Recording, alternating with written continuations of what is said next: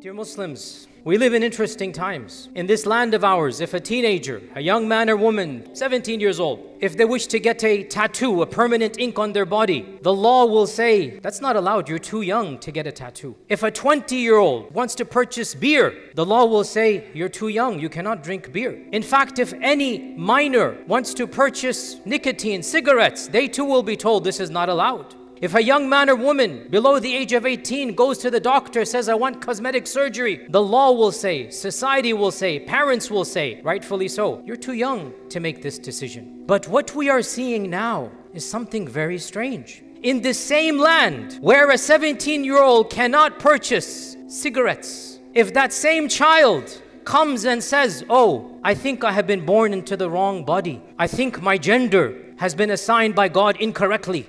I think that I want to shift to another gender. And they go to the doctor, not for tattoo, not for cosmetic surgery to look more handsome and beautiful, but to self-mutilate themselves, to cut off their natural organs, to amputate that which makes them quintessentially male or female. If they go to the doctor and say, I want to block the natural progression of puberty, I want to take abnormal, atypical drugs so that I don't develop and blossom into a young lady, or I don't become a young man, this same society is going to welcome and embrace. And in case the parents say, oh, hold on a sec, you're too young, how can you make this decision? What we are seeing now is that terrifyingly, the law is siding with a child against the parents. Already in Canada, a minor a boy wanted to become a girl. The parents said no. This young boy sued his own parents in court. He was not yet 18.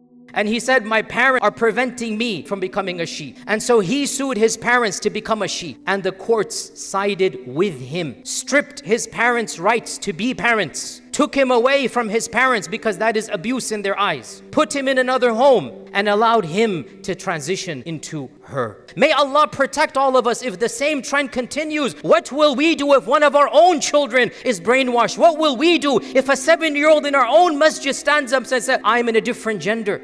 And we are, and I say this bluntly, the last religious civilization that is sticking to its roots here and not capitulating to the whims and desires of modern society. It is sad to point out that the bulk of other Abrahamic religions, we say this wallahi with a sense of sadness, we say this wanting them to have stood up, yet they have capitulated and they have acquiesced and they have surrendered by and large. So if they have surrendered, well then even more so we are going to stand up, and by Allah, we shall never surrender on this reality. Brothers and sisters, and especially our young brothers and sisters, our teenagers and those younger than them, we need to understand, no matter what society teaches, no matter what cartoons say, no matter what Disney Channel has, we need to understand that mankind is divided into male and female. Allah subhanahu wa ta'ala says, Ya ayyuhan nas, inna khalaqnakum min dhakarin wa untha. O mankind, we created you from one man and one woman. Allah subhanahu wa ta'ala says, وَبَثَّ مِنْهُمَا رِجَالًا كَثِيرًا وَنِسَاءً. From the two of them, I spread forth multitudes of men and multitudes of women. Allah subhanahu wa ta'ala says, وَلَيْسَ الذَّكَرُ كَالْأُنْثَى. The man is not like the woman. Such a simple ayah. For centuries, for millennia, people glossed over this ayah. It's such a simple fact. Why put it in the Quran? But here we are. We have to quote this ayah. And this ayah takes on a whole new meaning in the culture that we live in. At every single level, the man is not like the woman. Biological sex is determined even down to the chromosomes. You can take any cell out of a body and you can examine that cell. If it's XX or XY chromosome, and you can tell whether this cell comes from a man, comes from a woman. The body of the man, the body of the woman is different. It is different physiologically. It is different in the genitalia. It is different in the body mass, in the muscle mass, in the mass of every single aspect. It is different in the density of the bones. You can find a skeleton 2 million years old and you can test whether it is male or female. Hormonally, intellectually, physically. And when I say intellectual, I'm not saying one of the two is better than the other. No, women are highly talented in areas men are not talented in, and vice versa. Each one of them has talents the other does not have. Each one of them has strengths the other does not have. And put together, the strengths of the man and the strengths of the woman become the strengths of the mother and father, and the family is protected. But when you try to tinker with this reality, when you try to change the default, well then, you're going to end up where we have ended up. Brothers and sisters, the claim that biological sex is a choice it is not just factually incorrect. It is not just scientifically, patently false. It goes against the lived reality of every society known to mankind from the beginning of human history. And yet, if you look at what our children are being taught,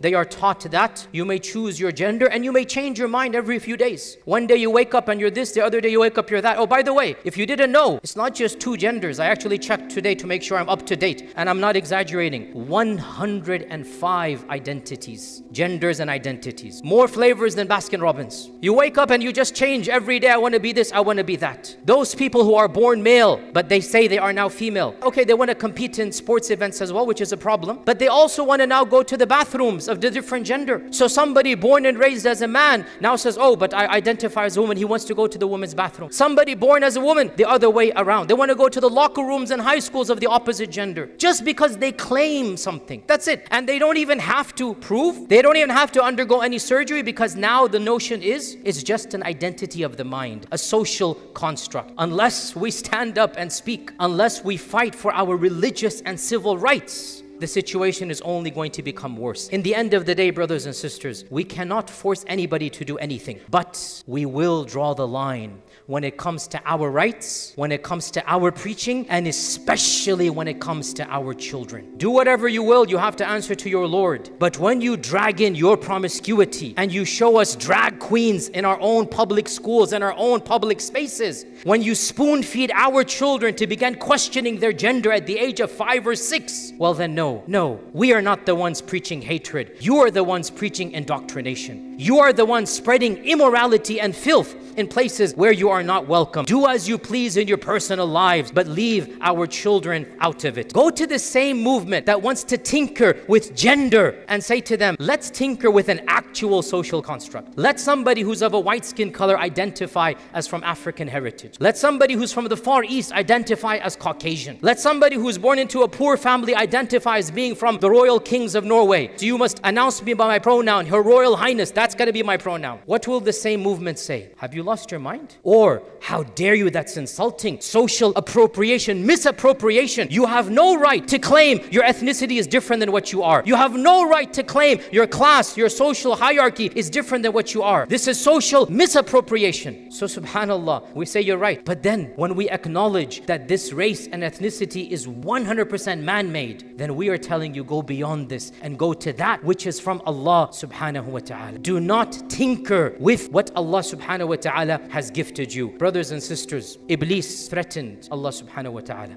And he said, because of what you have done, I will misguide all of these people. لَأُغْوِيَنَّهُمْ أَجْمَعِينَ. And Iblis said to Allah, the majority of them will be unthankful. And you know what Iblis said? وَلَآمُرَنَّهُمْ فَلَيُغَيِّرُنَّ خَلْقَ اللَّهِ. I'm going to misguide them and command them to the extent they will change way that you created them. They're going to disfigure their own selves. What greater disfiguration when the gift that Allah has given you, you reject it and say, no, I will cut my own member off. I will disfigure my own body. And I think this is something that is praiseworthy. What this movement is doing, it is implementing the misguidance of Iblis and rejecting the guidance from Allah subhanahu wa ta'ala. So we seek Allah's protection from this misguidance, and to Him we turn. The transgender movement is a part of a broader cultural trend that goes down many decades. It is based upon a rejection of a higher sense of morality. It is based upon a rejection of the divine. And it's embracing hedonism and sensuality and narcissism of the most basest human desires. Its basic premise is that one's feelings are the ultimate arbiter of truth. If I feel something, then this is the way it should be. And Allah subhanahu wa ta'ala's religion has come and told us that's not how we base facts. أَفَرَأَيْتَ مَنِ اتَّخَذَ إِلَهَهُ هَوَاهُ. Have you not seen the one who took his desires as his God? The entire movement is a threat to family values and hence to a wholesome society. As Muslims, we must have the courage. We must have the iman. We must have the fortitude to stand up, to protect our own children, to protect protect our own families from such misguidance. And we speak to our fellow citizens and we tell them, turn back to God. It is still not too late. Turn back to my God and your God. Turn back to the God of Abraham, because the path that you are heading down, this path is a path of utter depravity and moral destruction. And unless God saves us all, unless there is intervention from up above, there is no end to this other than the destruction of the family, and with that, the destruction of society. Experience the beauty of Islam and bring happiness into your life with our app One Islam TV. You will have access to a wide variety of interesting documentaries, inspiring lectures, and so much more. Download One Islam TV from the Apple or Google Play Store today.